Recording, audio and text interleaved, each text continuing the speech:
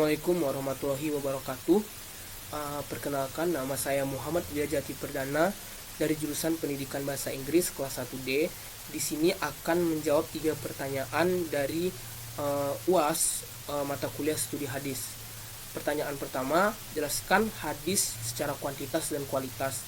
Hadis itu secara umum bermakna segala perkataan, perbuatan, dan ketetapan yang langsung berasal dari Nabi Muhammad SAW yang dijadikan sebagai landasan hukum syariah setelah Al-Quran, mendampingi Al-Quran tentu saja. Hadis ini dapat kita tinjau dari kuantitas dan kualitasnya. Hadis secara kuantitas itu ditinjau berdasarkan jumlah perawi yang meriwayatkannya. Nah, para ulama berbeda pendapat mengenai hadis yang tergolong hadis secara kuantitas ini. Ada yang mengatakan itu adalah hadis mutawatir, masyhur, dan ahad. Ada pula yang hanya mengatakan itu hanya terdiri dari atas hadis mutawatir dan hadis ahad, dikarenakan hadis masyhur merupakan golongan dari hadis ahad. Lalu kita masuk pada hadis mutawatir. Apa itu hadis mutawatir? Hadis mutawatir adalah hadis yang diriwayatkan oleh sejumlah perawi yang secara logika dan adat kebiasaan dinilai mustahil untuk berdusta, dan periwayatannya itu berlangsung terus menerus dari tobaqot yang pertama hingga tobaqot yang terakhir. Lalu apa sih syarat-syarat dari hadis mutawatir ini? Nah, dari pengertian bisa kita ambil kesimpulan. Yang pertama itu diriwayatkan oleh sejumlah orang besar perawi yang diyakini mustahil untuk berdusta. Nah, mengenai jumlah perawinya itu para ulama pun berbeda pendapat. Ada yang mengatakan 5 orang, 10, bahkan sampai 70 orang. Yang kedua itu adalah periwayatannya itu seimbang antara tobaqot yang pertama hingga seterusnya. Dan yang terakhir, berita yang disampaikan perawi itu harus berdasarkan panca indera. Nah, maksud dari ini adalah harus secara penglihatan dan pendengarannya langsung, tidak dari hati atau opini dia masing-masing. Lalu kita masuk ke macam-macam hadis mutawatir. Hadis mutawatir ini ada hadis mutawatir lafzi yang lafaz dan makna serta kandungan hukumnya sama. Lalu ada hadis mutawatir maknawi yang meskipun diriwayatkan dengan lafaz yang berbeda-beda namun maknanya tetap sama meskipun lafaznya tidak. Yang terakhir adalah hadis mutawatir amali, yang mana segala amal, perbuatan, dan ibadah yang dilakukan oleh Nabi Muhammad SAW itu dilakukan dan ditiru juga oleh para sahabat, kemudian para tabi'in hingga ke generasi selanjutnya hingga sekarang ini. Lalu kita masuk kedua, yaitu hadis ahad.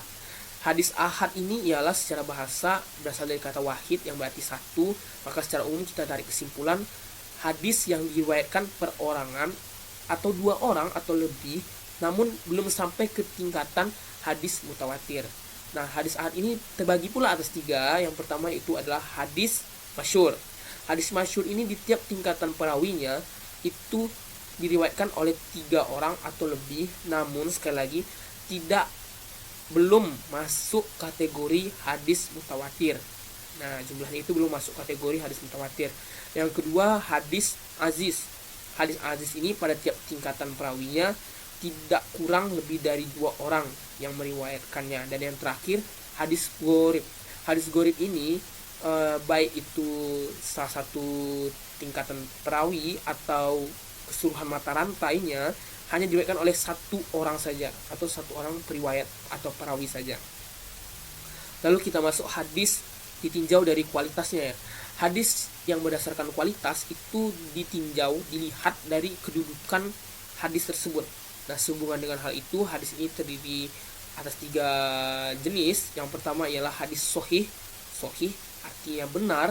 Maka menurut Imam An-Nawawi, pengertian lengkapnya adalah hadis yang sanadnya bersambung, diriwayatkan perawi yang adil lagi dobit, tidak syaz dan tidak berillat.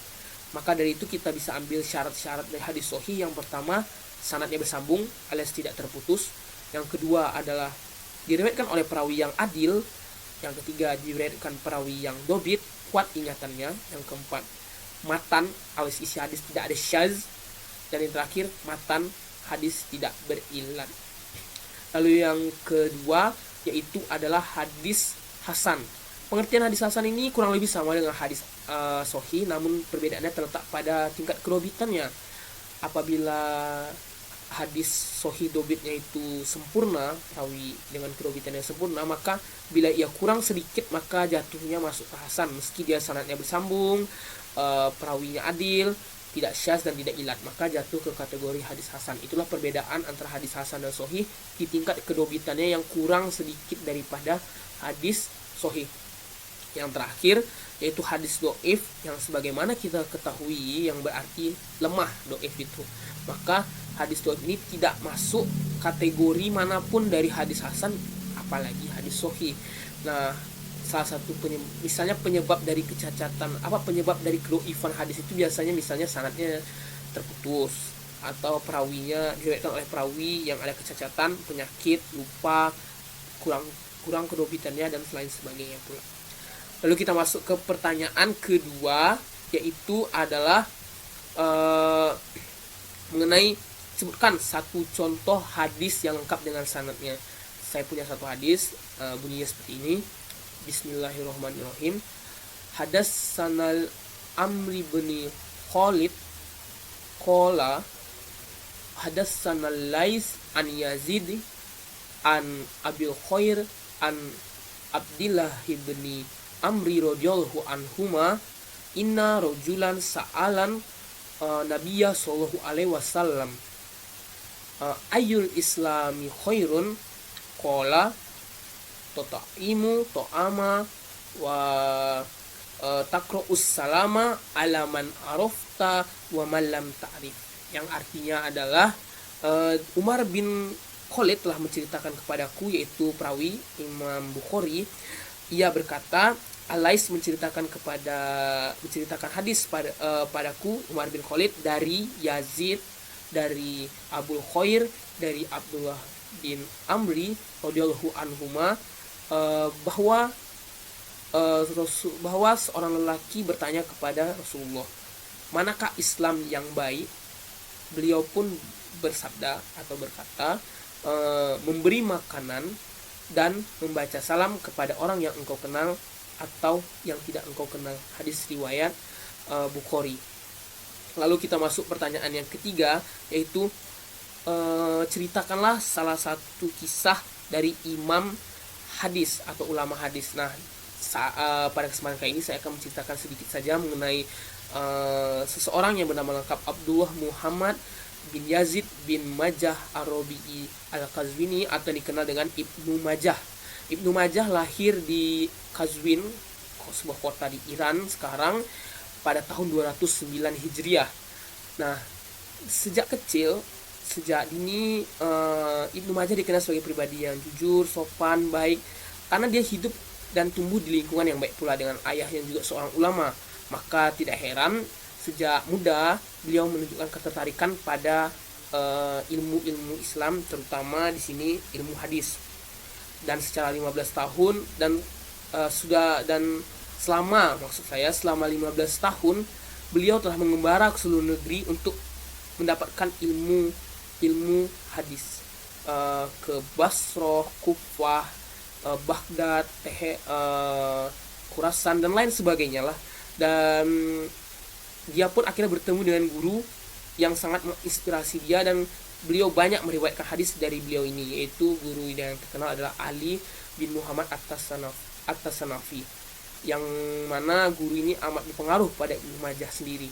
Nah, karya-karya yang terkenal dari Ibnu Majah ini ialah Sunan Ibnu Majah, Tarikh dan Tafsir Ibnu Majah. Namun keduanya kurang terkenal, namun kitab hadisnya lah yang terkenal hingga sampai saat ini. Nah, beliau akhirnya meninggal pada 22 Ramadan 273 Hijriah dan dimakamkan di kota kelahirannya, Qazwin, Iran. Baiklah, sudah 3 pertanyaan, saya mencoba menjawab 3 pertanyaan, maka berakhir pula video kali ini. Apabila ada kesalahan, kekurangan, salah-salah kata atau kecacatan dalam penjelasan yang saya berikan, saya mohon maaf yang sebesar-besarnya, karena kekurangan itu datang dari saya, kesempurnaan datang dari Allah Subhanahu wa taala. Sekian, wabillahi taufik wa hidayah. Wassalamualaikum warahmatullahi wabarakatuh.